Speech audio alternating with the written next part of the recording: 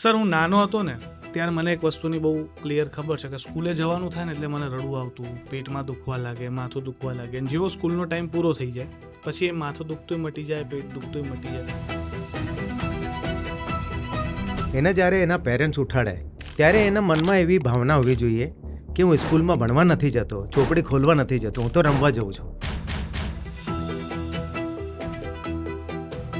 School કરનારની જવાબદારી આ છે કે એનો વિઝન શું છે.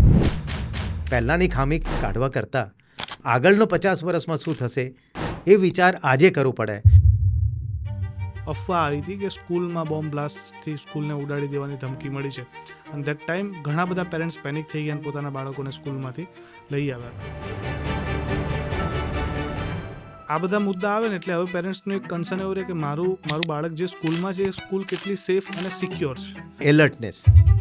ઓકે, આજે પેરેન્ટનો કોલ આવે અને કોઈ વસ્તુ હિડન કરી નાખો અને જવાબ સરખું ના આપો એ વસ્તુ ખોટી કહેવાય. માતા પિતાને ઘરમાં દીકરી છે ને બહુ વધારે પડતી ચિંતા કરતા સ્વાભાવિક છે. અને એવામાં 75% ગર્લનો રેશિયો તમારી સ્કૂલમાં હોવો એટલો વિશ્વાસ કઈ રીતના કેળવી શકે આ પેરેન્ટ્સનો તમે? સર, વિશ્વાસ એક દિવસનો તો નથી. ના જ હોય, બની જ ન શકે. હા, કોઈ પણ પેરેન્ટ્સે એના બાળક માટે સ્કૂલ પસંદગી કરવી હોય તો કઈ એવી વસ્તુ છે જેનું ધ્યાન રાખવું જોઈએ? ખરેખર પેરેન્ટ્સને ખબર જ નથી કે એમને સ્કૂલ પાસેથી શું પૂછવાનું. તમે કોઈ ડિફરન્ટ કામ કરો છો બાળકો અને પેરેન્ટ્સ માટે થઈને કે બંને જોડે રહી શકે? મનમાં મને એવું થયું કે લાસ્ટ અમે 2 મહિના પહેલાં 1.5 મહિના પહેલાં ડિક્લેર કર્યું કે અમારા વાલીઓ, અમારા પેરેન્ટ્સ બાળક સાથે, પોતાનો બાળક સાથે રમી શકે, એમાં કોઈ ચાર્જેસ એનું નહીં થાય. તમને શું લાગે છે શિક્ષણમાં શું પરિવર્તનની અત્યારે તાતી જરૂરિયાત છે? બાળકને આજે ગુણ કરતાં ગુણવત્તા જોઈએ. કે બાળકનો સર્વાંગી વિકાસ થવો જોઈએ, સર્વાંગી વિકાસ. પણ સર્વાંગી વિકાસ એટલે શું? ટીચર્સ કરતાં વધારે તો પેરેન્ટ પ્રેશર કરતા હોય છે બાળકો ઉપર. તમારું શું માનવું છે? બાળક સાથેનો પ્રશ્ન એક જ છે કે બાળક કરતું નથી. હા, મારું બાળક આ નથી કરતું. પેરેન્ટ્સ એવું ઈચ્છે છે કે બાળક બહાર રમવા જાય અને હવે જતા નથી, ફોન લઈને બેસી રહે છે. આવા જ પ્રશ્નો તમે જ્યારે સાંભળો તો તમારું આના ઉપર શું ઓપિનિયન બનીને આવે છે? નમસ્કાર, સ્વાગત છે બેઠકના એક નવા પોડકાસ્ટમાં. અને આજનો પોડકાસ્ટ છે ને બહુ ખાસ છે એટલા માટે કારણ કે આજે પોડકાસ્ટ આપણે કરવાના છીએ અને એ બાળકોના યોગ્ય ભણતર માટે લેવાતા યોગ્ય પગલાં વિશેનો છે. આજકાલ આપણે જોઈએ છીએ કે એજ્યુકેશનમાં ઘણા બધા નવા નિયમો આવ્યા છે, સાથે એજ્યુકેશનની પદ્ધતિ પણ બદલાઈ છે. જ્યારે હું ભણ્યો, એટલે હજી પણ ભણી જ રહ્યો છું જીવનના પાઠ તો, પણ જ્યારે હું શૈક્ષણિક અભ્યાસ કરતો હતો એ વખતે જે ભણતરની જે પરંપરા ચાલતી હતી કે જે પ્રણાલી હતી એનાથી કદાચ અત્યારે લગભગ 360 ડિગ્રી ચેન્જ પ્રકારની પદ્ધતિઓ ચાલી રહી છે. સાથે સાથે નવી એઆઈ ટેકનોલોજી, અલગ અલગ સ્કૂલિંગ સિસ્ટમને ઘણું બધું આવી રહ્યું છે. હવે આવામાં દરેક પેરેન્ટ્સનો એક મનમાં એક યક્ષ પ્રશ્ન થઈને આવે કે બાળકોને કઈ સ્કૂલમાં મૂકવા જોઈએ જેથી કરીને એમનો સર્વાંગી વિકાસ થાય. પહેલાં તો આપણે સર્વાંગી વિકાસની ડેફિનેશન પણ સમજવી પડે. એટલા માટે આજનો પોડકાસ્ટ ખાસ મહત્ત્વનો છે કારણ કે આજના પોડકાસ્ટમાં આપણે બાળકોના શિક્ષણ વિશેની વાત કરવાની છે કે બાળકોને યોગ્ય શિક્ષણ કઈ સ્કૂલો દ્વારા કે કેવી સ્કૂલિંગ સિસ્ટમ દ્વારા અપાવવું જોઈએ.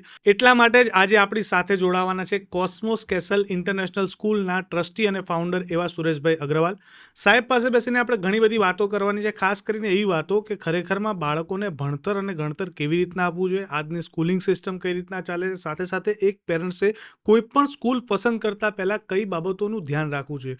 તો જો તમે પેરેન્ટ્સ છો અને બાળકોને યોગ્ય ભણતર અને ગણતર આપવા માંગો છો તો આ પોડકાસ્ટ જોવાનું ચૂકશો નહીં ને આખો પોડકાસ્ટ તમે જુઓ અને જીવનમાં ઉતારો પણ ખરા. તો ચાલો શરૂઆત કરીએ.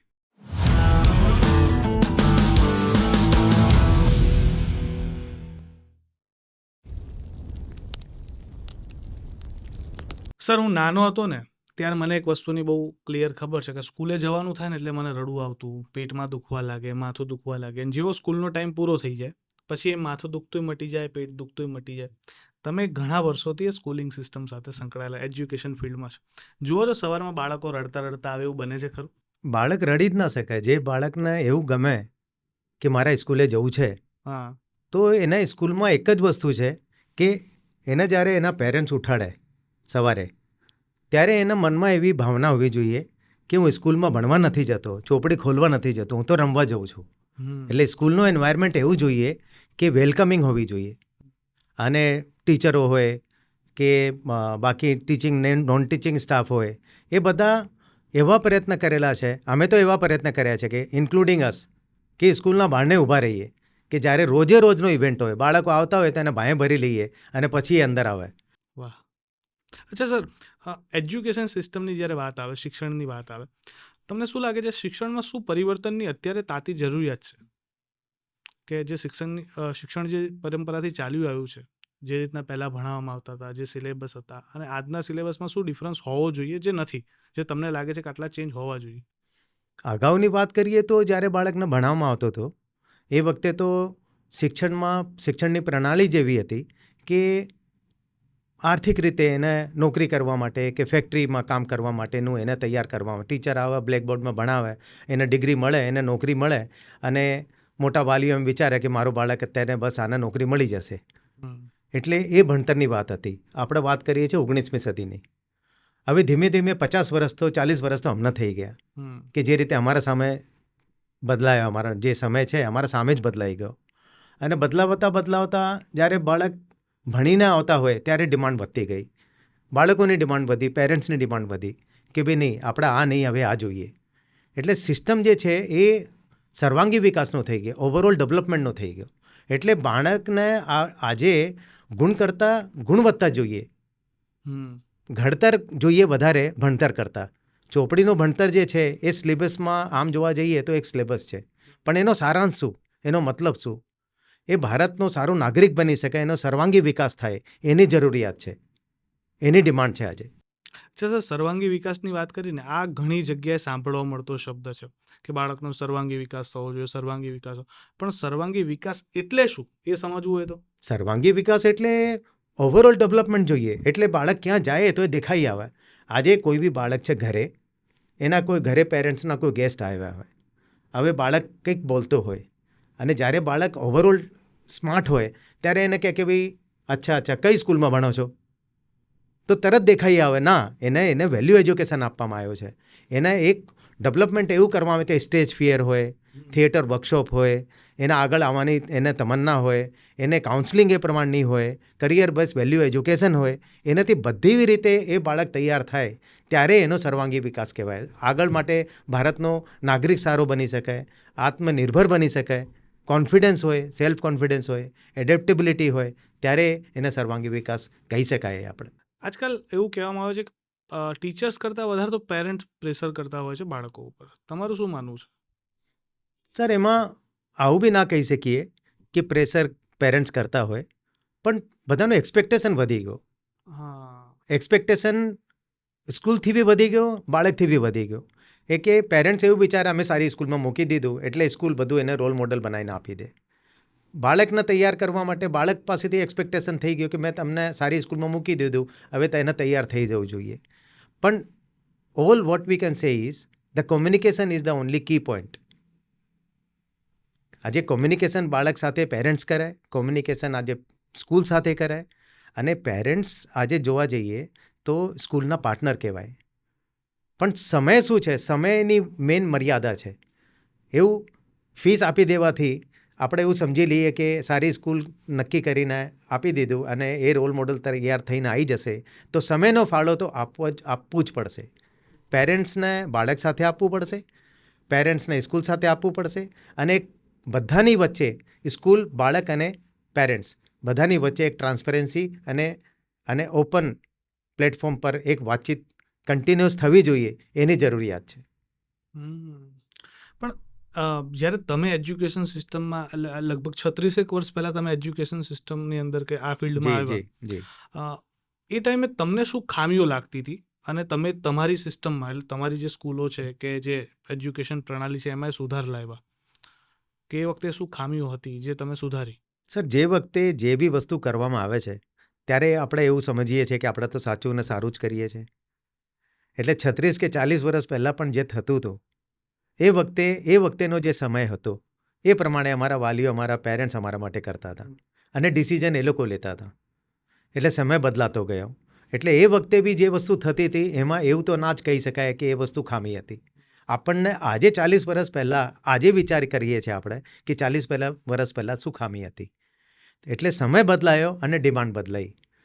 અને આગળ હવે એવું વિચારીએ સર કે આગળનું 50 વર્ષ હવે કેવું થશે, એના માટેનો આજે વિચાર કરવો પડે. પહેલાંની ખામી કાઢવા કરતાં આગળનો 50 વર્ષમાં શું થશે એ વિચાર આજે કરવું પડે. કોઈ પણ ટ્રસ્ટી, કોઈ પણ ફાઉન્ડર હોય, સ્કૂલ કરી હોય, સ્કૂલ કરનારની જવાબદારી આ છે કે એનું વિઝન શું છે. બાળક અમારા પાસે આવે, અમે વેલકમ કરતા હોઈએ, પણ બાળક ક્યાં જન્મ્યો હોય એ વધારે અગત્યનું નથી. બાળક કઈ સ્કૂલમાં એની દીક્ષા થાય છે, શિક્ષા થાય છે, એ અગત્યનું છે. એટલે બાળકની જવાબદારી સંસ્થાની ડેફિનેટલી છે કે એની અપબ્રિંગિંગ, એનું ઘડતર કેવી રીતે થાય છે ભણતર સિવાય. એટલે આપણે એવું તો ના જ કહી શકાઈએ કે 40 વર્ષ પહેલાંનું કશું બી ખોટું હતું, પણ આવનાર 40 વર્ષમાં શું કરી શકાય એ બહુ અગત્યનું છે. એ વિઝન અમારી પાસે છે, એના આધારે અમે જઈ રહ્યા છીએ. ઓકે સર, હવે તમે વિઝનની વાત કરીને મારે સમજવું છે કે તમે અત્યારે બાળકોને જ્યારે ભણાવો છો કે તમારી સિસ્ટમમાં છે, ત્યારે તમે એવું કયું વિઝન છે કે જેને ધ્યાનમાં રાખી અને આજે અમને શિક્ષણ આપો છો? મતલબ કે કોઈ 5 એવી વસ્તુઓ તમે કહી શકો મોટી કે આ 5 વસ્તુનું ખાસ બાળકોમાં ધ્યાન રાખવામાં આવે છે જો એ તમારી એજ્યુકેશન સિસ્ટમથી ભણે છે તો? સર, સૌથી પહેલાં તો બાળકને ભણાવવું હોય, એનો ભણતર, ઘડતર, અપબ્રિંગિંગ જે કરવાની હોય એમાં સૌથી પહેલાં તો લાગણી જોઈએ. લાગણી વગર આજે કોઈ નહીં સાંભળે.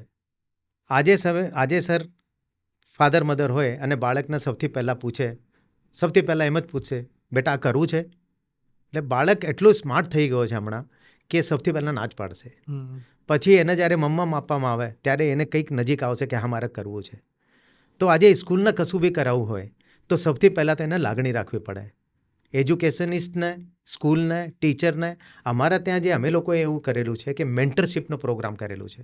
એટલે teachers working as a mentor, irrespective of any class. એટલે એક તો કહેવાય લાગણી કહેવાય, પછી પર્યાવરણ કેવું છે, રમતગમતની સુવિધાઓ, વાસ્તુ પ્રમાણે કે પ્રમાણે કરેલું છે, અને સેલ્ફ ડિફેન્સના પ્રોગ્રામ કેવી રીતે કરેલા છે, અને એની ઘડતર કેવી રીતે, એને આ સારો હ્યુમન બિંગ કેવી રીતે બનાવવું છે, એને સ્કિલ્ડ બેઝ પ્રોગ્રામ કેવી રીતે કરવું છે. જ્યાં સુધીમાં આપણે એક માણસ આનો હાથ પગ પૂરેપૂરા બધા ભગવાને એમના આપી દીધા, એનાથી માણસ ના કહેવાય, પછી વાનર જ કહેવાય. માણસ બનાવવું હોય તો એ બધા ઘડતર એના આપી દેવા પડે. વેલ્યુ એજ્યુકેશન આપણે શ્લોકા શીખવાડવાનો, ધર્મની બાબતે શીખવાડવાની, દરેક પ્રસંગો કરવાના, એની અપબ્રિંગિંગ એ રીતે કરવાની, ત્યારે એ માણસ પૂરેપૂરું બને. અને એ સંસ્થા ક્યારે પૂરી એમાં પડી શકે? જ્યારે આપણા પેરેન્ટ્સનો સહકાર એમાં સાથે લેતા ચાલીએ ત્યારે પોસિબલ છે. બટ તમને એવું શું લાગે આજના સમયના પેરેન્ટ્સ જે છે એમના સૌથી મોટા પ્રશ્નો શું હોય છે? કેમ કે તમે આટલા વર્ષોથી આ ક્ષેત્રમાં છો, તમે દર વર્ષે નવા પ્રશ્નો પેરેન્ટ્સના સાંભળતા હશો અને એ તમારી જે સિસ્ટમ છે એ પ્રમાણે તમે એને સોલ્વ કરવાનો ટ્રાય કરો. આજના પેરેન્ટ્સના પ્રશ્નો શું છે એમના બાળકોને લઈને? બાળક સાથેનો પ્રશ્ન એક જ છે કે બાળક કરતું નથી. હા, મારું બાળક આ નથી કરતું અથવા તો લખતો નથી.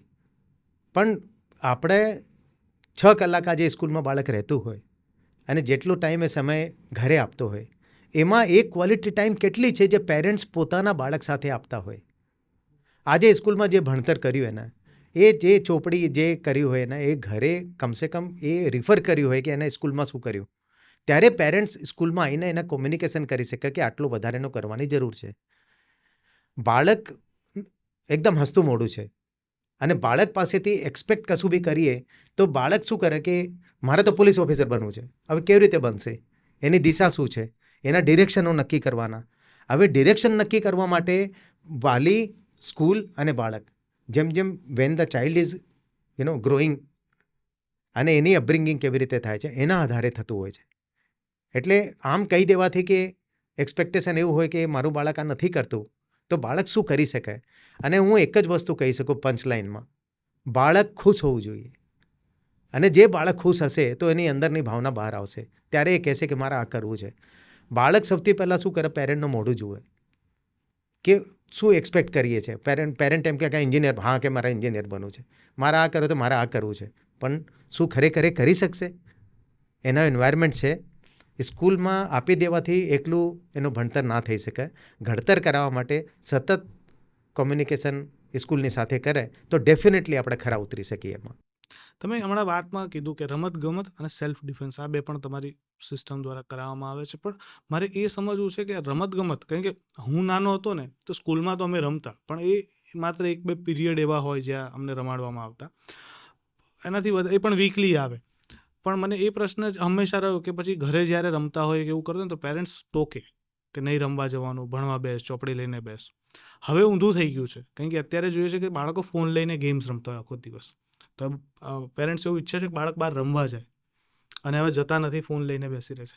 આવા પ્રશ્નો તમે જ્યારે સાંભળો તો તમારું આના ઉપર શું ઓપિનિયન બનીને આવે છે?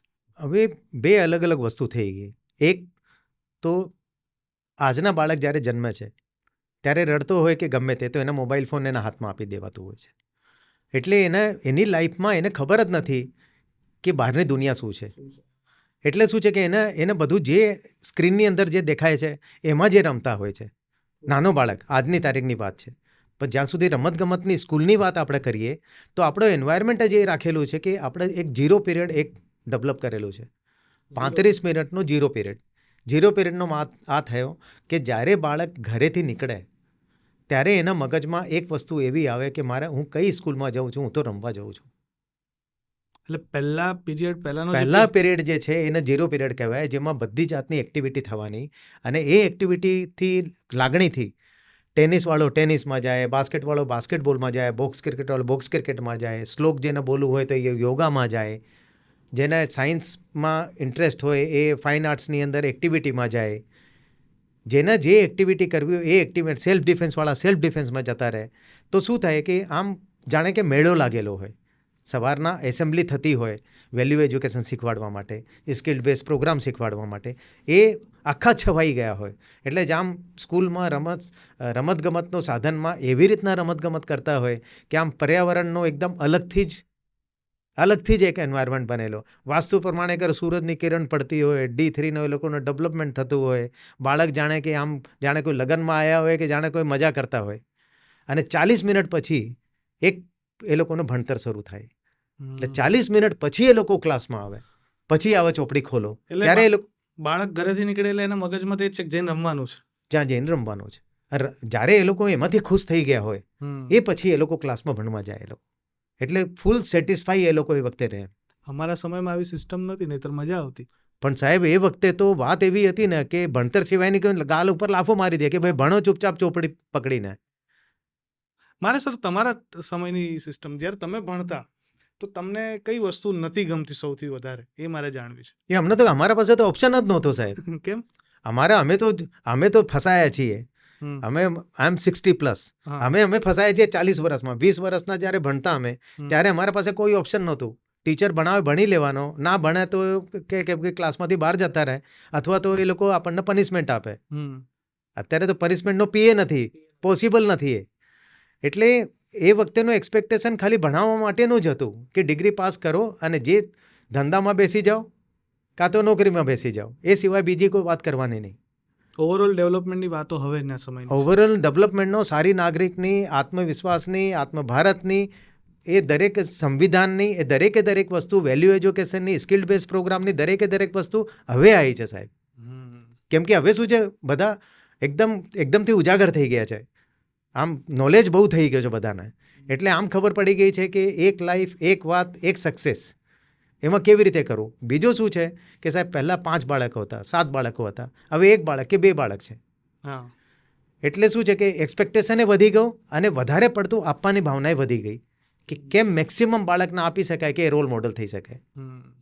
સર, તમારી વાતમાં 2 વસ્તુ મને ધ્યાન ગઈ. એક, તમે પર્યાવરણ પ્રેમી છો, અને તમારી જે સ્કૂલ છે એ કદાચ પર્યાવરણના એવા ધારાધોરણમાં આવતી હોય એવું મને તમારી વાતના ઉપરથી અંદાજો આવી રહ્યો છે. તો મારે એ સમજવું છે કે આટલો બધો પર્યાવરણ પ્રત્યેનો પ્રેમ કઈ રીતના. અને બીજી વસ્તુ જ મને એવું લાગ્યું, વાસ્તુની તમે વાત કરી હમણાં કે બાળકો રમતા હોય, વાસ્તુ પ્રમાણે સ્કૂલનું ડિઝાઇનિંગ હોય, D3 મળતું હોય, તો એ સમજવું છે કે જ્યારે તમે તમારી સ્કૂલ બનાવી તે વાસ્તુના આધારે અને પર્યાવરણને ધ્યાનમાં રાખીને બનાવેલી છે. સર, બહુ સાચી વાત છે કે વાસ્તુ આપણે ઘરેથી શરૂ થાય છે. હવે આપણે વાસ્તુ ઘરેથી શરૂ થતું હોય અને જ્યારે બાળકો સ્કૂલમાં ભણતા હોય ત્યારે બાળકોનો માટે તો આ સેકન્ડ હોમ કહેવાય. તો ઘરે વાસ્તુ હોય ને સ્કૂલમાં કેમ ના હોય? અને એમાં કરવાનું કશું જ નથી, એમાં સાયન્સ છે. હવે તો ગવર્મેન્ટે એવું નક્કી કરી દીધું છે કે ભાઈ આપણે સૂર્યની કિરણો તો દરેક બારીમાંથી આવવી જ જોઈએ.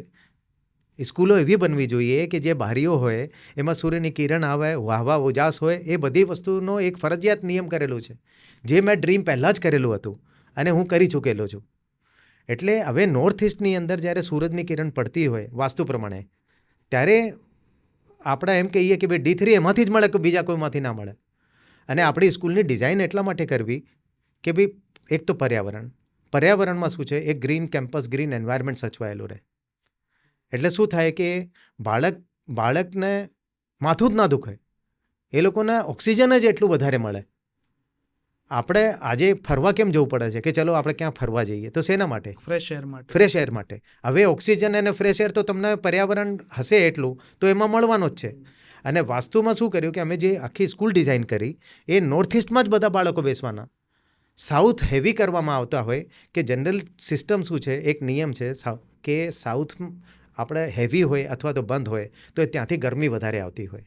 તો એના ટેકો એટલા માટે આપેલું હોય કે ભાઈ આપણે સાઉથ હેવી કરવાનો, ક્લીન રાખવાનો, અને નોર્થ ઇસ્ટમાં બાળકો બેસતા હોય. એટલે આખી સ્કૂલ નોર્થ ઇસ્ટમાં બધા બાળકો બેસે છે. એમ બધા સ્માર્ટ ક્લાસ બી નોર્થ ઇસ્ટમાં કરેલા છે. હવા ઉજાસ, સૂર્યની કિરણો પણ એમાંથી પડતી હોય છે, જેનો બેનિફિટ બાળકોનો મળે. ફ્રેશ રહેશે તો સાંભળશે, સંવેદનાશીલથી સાંભળશે, ભાવિકતાથી સાંભળશે, એક નેચર સાથે કનેક્શન રહેશે. હવે જે બાળકે નેચર નથી જોયું અને એકલી કોન્ક્રીટની બિલ્ડિંગ જ જોઈ હોય તો ભણતર તો કોન્ક્રીટની બિલ્ડિંગમાં થાય, 100% થાય, પણ એની સાથે ઘડતર કરવા માટે, અપબ્રિંગિંગ કરવા માટે એ રમતગમતનું મેદાન હોય કે ગ્રીન એન્વાયરમેન્ટ હોય કે ઓક્સિડેશન હોય, એ બધી તો જરૂરિયાત ખરી. હા, ટ્રુ. પણ સર એ વસ્તુ છે કે તમારી સ્કૂલ જે વિસ્તારમાં છે, જેટલી ગ્રીનરી આજુબાજુમાં છે, કદાચ અત્યારે અમદાવાદમાં બેસી અને આપણને એટલી ગ્રીનરી ક્યાંય જોવા મળતી નથી, બધે ધુમાડા થાય છે. AQIનો એક મુદ્દો હમણાં બહુ ચાલે છે કે અમદાવાદનો AQI ઇન્ડેક્સ ઘણો હાઈ થઈ ગયો છે. અને તમારી સ્કૂલ જે જગ્યા ઉપર છે ત્યાં મને લાગતું નથી કે AQIની કોઈ અસર આવતી હશે. તો જ્યારે એ સ્કૂલ વિચારી તમે બનાવવાની, મતલબ તો એ વખતે આ બધા પ્લાનિંગથી વિચારી હતી કે બસ એ વખતે તો બસ સ્કૂલ બનાવી છે એવું વિચારીને બનાવી? સર, એ ડ્રીમ પ્રોજેક્ટ તો હતું, પણ કુદરતે અમને બહુ મદદ કરી. કુદરતે મદદ એવી રીતે કરી કે જે અમે એવી જગ્યાએ સ્કૂલ બનાવી જ્યાંનો પર્યાવરણ જેટલું છે એ જ ખોરવાઈ જાય. તો ગવર્મેન્ટે અમને એટલી બધી મદદ કરી, એક કુદરતી એટલું બધું થયું કે ગવર્મેન્ટે એજ્યુકેશન ઝોન ડિક્લેર કરી નાખ્યું. 5 તો યુનિવર્સિટી આવે છે ત્યાં આગળ, સ્પોર્ટ્સ હબ આવે છે, કોઈ મોટી બિલ્ડિંગો થવાની નથી ત્યાં આજુબાજુમાં. સ્કૂલ રોડથી કનેક્ટેડ છે અને રોડની અંદર બી છે, તો એનો બેનિફિટ છે. ત્યાં આગળ બહારની અવાજ જ નથી આવતી, એટલે જ્યારે બાળક આવે ત્યારે એક શાંત વાતાવરણની અંદર બધા કામ કરી શકે, એનો બેનિફિટ થયો. પર્યાવરણ ક્યારે બી ખોરવાશે નહીં. એ નહીં ખોરવાય એટલા માટે ના ખોરવાય કે આજની તારીખમાં એ જગ્યાનું ડિક્લેરેશન જ ગવર્મેન્ટ એ રીતના કરી નાખ્યું છે કે એ ક્યારેય બી પર્યાવરણ નહીં જાય, એનો સચવાયા કરશે. પણ સર તમે એ વાત કરી ને કે જે રીતનું ગવર્મેન્ટની હેલ્પ મળી અને અત્યારે ઓલિમ્પિક ઝોનમાં એ ડિક્લેર થઈ ગયું છે, પણ લોકોના મનમાં એ પ્રશ્ન થાય કે આટલું દૂર આવવું પડે, તો એવા પેરેન્ટ્સ બી ક્યારેક આવતા હશે કે સ્કૂલ થોડીક દૂર છે, ત્યારે તમે એમને શું આન્સર કરતા હો છો? આપણે એમ કહીએ સર, દૂર એટલે શું સર? હું તો એમ કહું, દૂર એટલે દિલની નજીક. હા, બાળકને પેરેન્ટ્સ હોસ્ટેલમાં બી મૂકતા હોય છે. જી. એ પોતાનો બાળકના હોસ્ટેલમાં શેના માટે મૂકતા હોય? ડેવલપમેન્ટ કરવા માટે. થઈને. હવે નજીકની સ્કૂલનો કન્સેપ્ટ પતી ગયો છે. ગાડીમાં બેસીને આવવાનો છે, 40 મિનિટથી વધારેની ડ્રાઈવ ના હોય કે કલાક આમ દૂર જવાનું હોય તો ના હોય. 30 મિનિટથી 40 મિનિટ બસમાં કે ટ્રાન્સપોર્ટમાં બેઠા હોય, એસી ગાડી હોય, બસમાં બેઠા હોય, સિક્યોર્ડ અને સેફટી સાથે પહોંચી જતા હોય, લાગણીથી સ્કૂલ પાસેથી જવાબ મળતો હોય કે મારું બાળક સેફ છે કે કેમ, અને એ જવાબ મળતો હોય તો પછી નજીકનો દૂરનો કન્સેપ્ટ પતી ગયો છે. સારી સ્કૂલ હોવી જોઈએ, અને સારી સ્કૂલ એમ કહું કે કોમ્યુનિકેશન મેનેજમેન્ટ તરફથી આજે સારું અને સરખું મળતું હોય અને બાળક એકદમ સલામત અને સુરક્ષિત હોય. સેફટી અને security is the most priority in our school. પણ સર, તમે જે સેફટી ને સિક્યુરિટીની વાત કરીને, હમણાં થોડા દિવસો પહેલાં કદાચ એક અફવા આવી હતી કે સ્કૂલમાં બોમ્બ બ્લાસ્ટથી સ્કૂલને ઉડાડી દેવાની ધમકી મળી છે, અને દેટ ટાઈમ ઘણા બધા પેરેન્ટ્સ પેનિક થઈ ગયા અને પોતાના બાળકોને સ્કૂલમાંથી લઈ આવ્યા હતા. હવે આ બધા મુદ્દા આવે ને એટલે હવે પેરેન્ટ્સનું એક કન્સર્ન એવું રહે કે મારું બાળક જે સ્કૂલમાં છે એ સ્કૂલ કેટલી સેફ અને સિક્યોર છે. તો તમારી જે સ્કૂલ છે કેટલી સેફ અને સિક્યોર છે આ બધા પેરામીટર ઉપર, એ મારે સમજવું છે. સાહેબ, સ્કૂલ ખરેખર જોવા જઈએ ને તો બધી સેફ જ છે. ગવર્મેન્ટના નોર્મ્સ પ્રમાણે બધી સ્કૂલો ચાલતી હોય, એમાં કોઈ ક્રિટિસાઇઝ આપણે ના કરી શકાય. સજગ્ર અને એલર્ટનેસ, ઓકે, એ અમે છીએ અને જવાબ આપીએ છીએ. આજે પેરેન્ટનો કોલ આવે અને કોઈ વસ્તુ હિડન કરી નાખો અને જવાબ સરખું ના આપો, એ વસ્તુ ખોટી કહેવાય. એ વસ્તુ જે એલર્ટનેસ સાથે જવાબ આપો તો 100% આજે કોઈ જાતનો કોઈ પ્રોબ્લેમ નથી. હા, આપણી સ્કૂલ રોડ પરની નથી, એ આપણના માટે બેનિફિટ છે. શાંત વાતાવરણમાં છે, એ બેનિફિટ છે. અને સજગ્ર છીએ, કોમ્યુનિકેશન આટલું સ્ટ્રોંગ છે. અને અમારા વાલી જે છે, વાલીઓ, પેરેન્ટ્સ, છોકરાઓ, બાળકો, એ બધા અમને તો દાદુ જ કહેતા હોય, એટલે લાગણીથી અમારા સાથે સંકળાયેલા છે. એ અમારો પરિવાર છે. એટલે અમે કોઈ આમ કહી શકાય કે કોઈ વસ્તુનો જવાબ નથી કે ક્યારે બી એવું નથી. પેરેન્ટ્સ કે મધર્સ કોલ કરીને બી પૂછશે કે ભાઈ મારા બાળકે આજે ખાધું છે કે નહીં, ટિફિન કેમ આમ આવી ગયો, એનો બી જવાબ ત્યાં આગળથી મળે છે. એટલો મેન્ટરશીપનો પ્રોગ્રામ છે. એટલે ટીચરો એટલું ધ્યાન રાખતા હોય. સમટાઈમ એવું સાંભળવા મળે છે, ઘણી એવી ફરિયાદો મેં પેરેન્ટ્સની સાંભળી છે કે ટીચરો બહુ ધ્યાન નથી રાખતા બાળકો ઉપર. તો એ જવાબદારી ખાલી ટીચરની છે કે પછી એ સ્કૂલ જે ચલાવે છે ટ્રસ્ટીની હોય છે વધારે પડતી? એમાં મેઇન વસ્તુ છે ટ્રેનિંગ, મેન્ટરશીપ પ્રોગ્રામનો ઓફ ઈચ ચાઇલ્ડ. આજે એક બાળક થઈ ગયા એટલે પેરેન્ટ્સને સૌથી પહેલાં તો ટેન્શન છે બાળકને મોકલું એટલે બસમાં બેસાડે. અમુક પેરેન્ટ્સના તો કોલ આવે, મારો બાળક પહોંચી ગયો, એટલે એના માટે જીપીએસ સિસ્ટમ રાખ્યું આપણે ગાડીઓમાં. એટલે મેઇન છે કોમ્યુનિકેશન. ગાડીઓમાં જીપીએસ સિસ્ટમ છે, ત્યાં એનાથી ખબર પડી જાય પેરેન્ટને કે મારો બાળક સ્કૂલમાં પહોંચી ગયો. તો એ વસ્તુ થઈ ગઈ. પછી આ ટીચર સરખું જવાબ ના આપે એની વાત એટલા માટે નથી હોતી કેમ કે જે મેનેજમેન્ટ છે વિજિલન્ટ હોવું જોઈએ. અને અમે વિજિલન્ટ છીએ કે અમે ટ્રેનિંગ જ એવી રીતના આપીએ છીએ કે દરેક વસ્તુનો જવાબ કોઈ બી હોઈ શકે સાહેબ, પણ એ વખતે સેન્ટિમેન્ટમાં પેરેન્ટ્સ કોલ કરે તો એને સરખો જવાબ એને આપવાનો હોય. અને communication is the only key word for success. બહુ સાચી વાત કીધી. અને આ વાત ઉપરથી છે ને મને આપણે જે સેફ્ટી સિક્યોરિટીની વાત હતી ને જે કમ્યુનિકેશનની વાત હતી એના ઉપરથી મારા મગજમાં એક હજી વાત આવે છે કે આપણે હમણાં વાત કરતા હતા ને ત્યારે તમે કીધું કે મારી સ્કૂલમાં 75% લગભગ છોકરીઓ છે સર. હા. અને જેના માતા પિતાને ઘરમાં દીકરી છે ને બહુ વધારે પડતી ચિંતા કરતા સ્વાભાવિક છે. અને જે અત્યારે સમાજના અલગ અલગ કિસ્સા સાંભળતા એટલે દીકરી પ્રત્યેનું ધ્યાન થોડુંક વધી જ જતું હોય માતા પિતાનું. અને એવામાં 75% ગર્લનો રેશિયો તમારી સ્કૂલમાં હોવો ઇટ્સ ગુડ થિંગ. અને કેમ આવું, પણ એ સંભવ કઈ રીતના બન્યું કે એટલો વિશ્વાસ કઈ રીતના કેળવી શક્યા પેરેન્ટ્સનો તમે? સર, વિશ્વાસ એક દિવસનો તો નથી, ના જ હોય, બની જ ન શકે. અને વિશ્વાસ જે છે ને રોજને કોમ્યુનિકેશન છે. અને બાળકો કેટલા અમારા સાથે સેન્ટિમેન્ટ સાથે સંકળાયેલા છે. કેમ કે મારા સાથે 26 બેચ જતી રહી, 1600 છોકરાઓ જતા રહ્યા 12th પાસ કરીને. તો હવે બાળકો કેટલા સંકળાયેલા છે એની ઉપર ડિપેન્ડ કરતા હોય કે અમારા સાથે કોમ્યુનિકેશન શું કરે. હું બાળકો સાથે રમું છું એ ખરો, હું બાસ્કેટબોલ બી રમું, ફૂટબોલે રમું, અને બાળકો સાથે બેસવાનો હોય. અમારા સાથે તો એવું બનાવ બન્યો સર, એક ખાલી શેર કરવાનો છે આપના સાથે કે એક બનાવ એવું બન્યો. 8મા ધોરણમાં બધા બાળકો રમવા ગયા હતા. એમાં 3 બાળકો એવું કર્યું કે કોઈનું ટિફિન પડેલું અને એમાં 3 બાળકો એમના ટિફિન સાફ કરી નાખ્યો, જમી લીધું. હા. હવે વાત આવી મારા પાસે, ટીચર આવ્યા મારા પાસે. ટીચર એમ કહે છે કે સર આજે તો બહુ મોટી તકલીફ પડી ગઈ, આમાં બાળકોનો જમવાનું પતી ગયું છે અને 3 બાળકોનું તો આજે જમવાનું પતાવી દીધું છે બાળકોએ. તો હવે આપણે એમાં એક્શન તો લેવું પડશે. મતલબ 100% એક્શન લઈએ. પહેલાં તો જે ભૂખ્યા રહી ગયા એના 5 કિલો આપણે પૌવા મંગાવો અને ખવડાવો, એટલે એ નિરાકરણ થાય. પછી આપણે બીજો એપિસોડ કરીએ કે આપણે શું કરવું. એટલે હું ક્લાસમાં ગયો. ક્લાસમાં જઈને મેં શેર એ લોકોને સાથે એમ કર્યું કે ભાઈ બાળકોને પૂછ્યું કે તમારો ટિફિન જે અત્યારે એમને તમે એમ કહો છો ચોરાઈને ખાઈ લીધું, જમી લીધું, કે સીસીટીવીમાં તો બધું દેખાઈ આવે. કેમ કે સેફ્ટી સિક્યોરિટી માટે તો અમે બધે ચારે બાજુ વસાયેલું છે.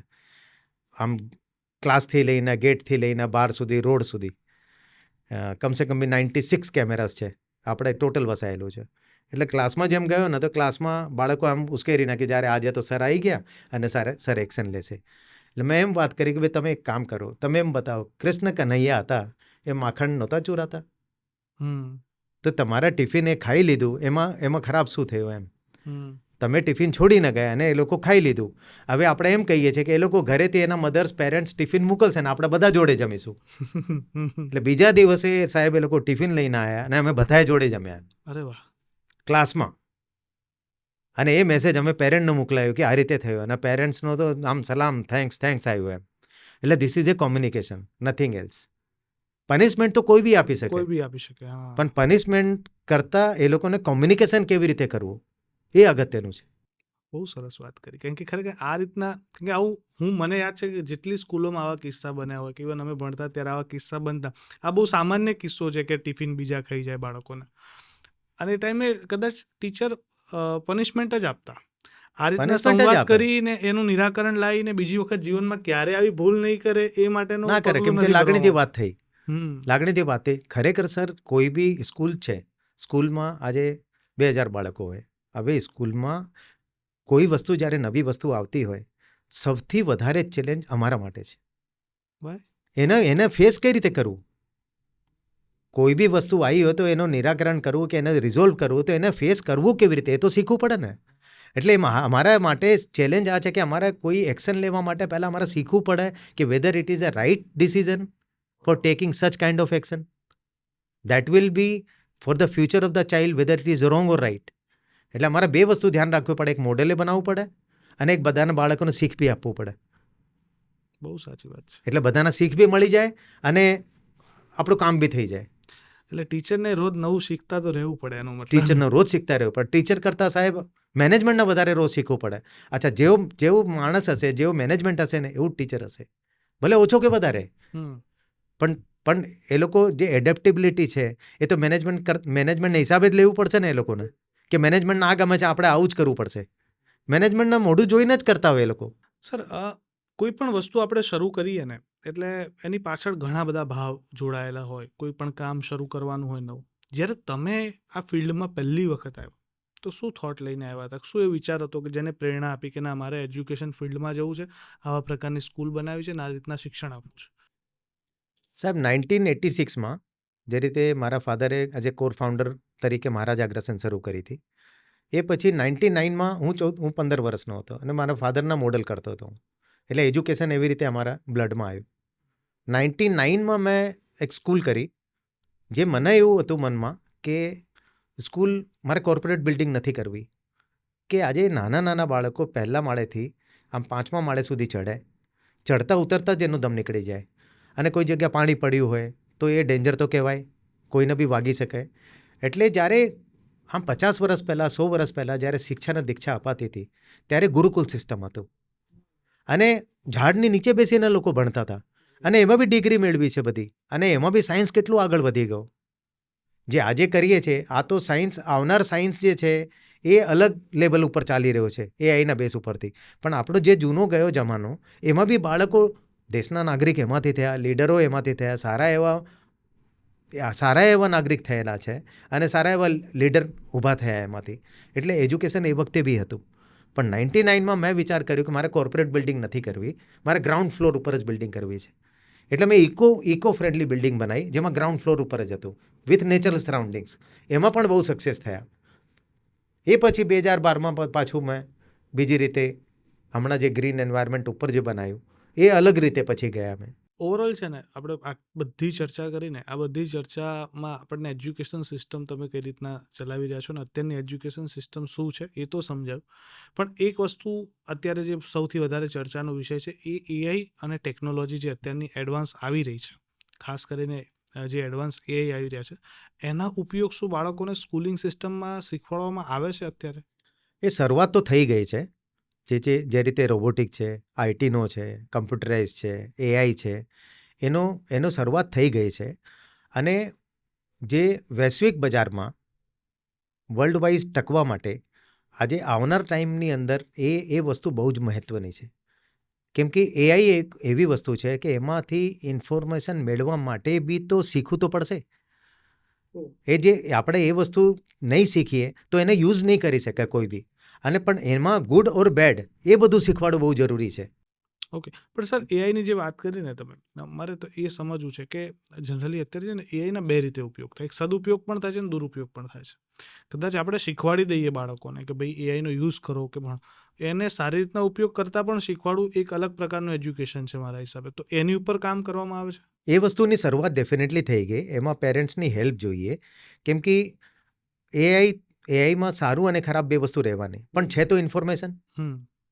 આપણે જેમ ગુડ ટચ બેડ ટચ કહીએ છીએ તો છે તો ઇન્ફોર્મેશન જ. હવે ઇન્ફોર્મેશન સાચી, સારી અને ખરાબ, પણ સૌથી પહેલાં તો ઇન્ફોર્મેશન મેળવવાનું કે રીતે એ શીખવાડવું પડે. અને એ શીખવાડ્યા પછી એમ કહેવાનું કે ભાઈ આ વસ્તુ કરવાની ને આ વસ્તુ નહીં કરવાની. એટલે આ રૂટીનનું એવું કામ છે કે આવનાર ટાઈમની અંદર વૈશ્વિક બજારમાં ટકવા માટે જે વસ્તુની ડિમાન્ડ અત્યારે આવી રહી છે એ ડિમાન્ડ પ્રમાણે સારો ભારતનો નાગરિક વેલ્યુ એજ્યુકેશન આપીને સ્કિલ્ડ પ્રોગ્રામ બેઝ પ્રોગ્રામ આપીને જ બાળક તૈયાર થઈ શકશે. એકલું એઆઈ ઉપર કશું નથી થવાનું. એ કમ્પ્યુટરનો હાર્ડવેર હોય છે, સોફ્ટવેર હોય છે. એઆઈ તો એઆઈને કશું બી પૂછશો તો કશું બી જવાબ આપી દેશે, પણ એ જવાબ આપશે પણ એડેપ્ટેબિલિટી છે, ભાવનાત્મક પ્રમાણે વસ્તુ ચાલી રહી છે, એને એક્સેપ્ટન્સ છે, એની ડિમાન્ડ છે, એ વસ્તુ ખાસ અગત્યની છે. પોડકાસ્ટમાં આપણે ઘણી ચર્ચા કરી, મારે એક સવાલ એવો પૂછ્યો છે, કોઈ પણ પેરેન્ટ્સે એના બાળક માટે સ્કૂલ પસંદગી કરવી હોય તો કઈ એવી વસ્તુ છે જેનું ધ્યાન રાખવું જોઈએ? આ દરેક પેરેન્ટ્સ માટે કંઈક તમારે સલાહ રીતે આપવું હોય તો શું હોય? જ્યારે બાળકને પેરેન્ટ્સ લઈને આવતા હોય ત્યારે ખરેખર પેરેન્ટ્સને ખબર જ નથી કે એમને સ્કૂલ પાસેથી શું પૂછવાનું. અમે સ્કૂલમાં એને શું પૂછવાનો છે એનું ક્વેશ્ચન અમે બનાવેલું છે પેરેન્ટ્સ માટે કે તમે અમને પૂછો. અમે એમ કહીએ કે ભાઈ તમે કઈ દિશામાં જવા માંગો છો.